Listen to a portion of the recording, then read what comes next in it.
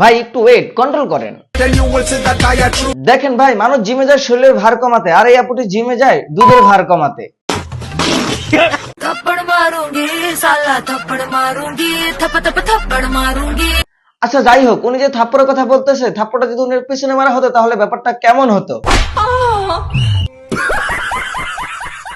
কি ভাই মজা পাইছো?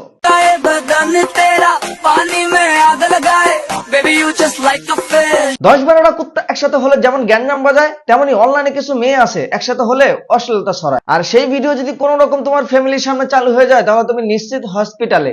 তাহলে ভাবো এরা কত সুন্দর করে ভিডিও বানায়, আর তাদের ভিডিও দেখে মানুষ তাদের ভালোবেসে নাম দিয়েছে কি মাগি।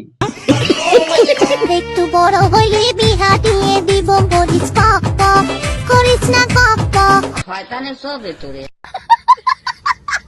তবে নানি, মনে হয় শয়তানের পাশাপাশি মানুষ।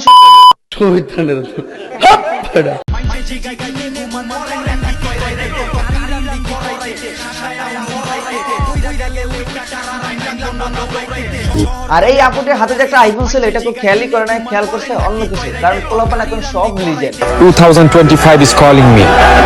আচ্ছা ওয়েট, আপুটি কি দেখালো? কেউ আবার খারাপ কিছু দেখো না। আচ্ছা আপু, একটা কথা, আপনার ভিডিও কি বাসার লোকজন দেখে না? কেন? তারা টিকটক অ্যাপস ইউজ করে না, আমি করি।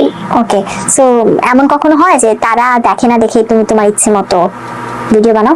হ্যাঁ, এমন তো এইটাও হয় মাঝে মাঝে। ওহো, এত দেখি ফ্যামিলি প্রবলেম। মেয়ে সারা বাংলাদেশ কাঁপায়, আর এদিকে নাকি তার ফ্যামিলি তার ভিডিও দেখেই না।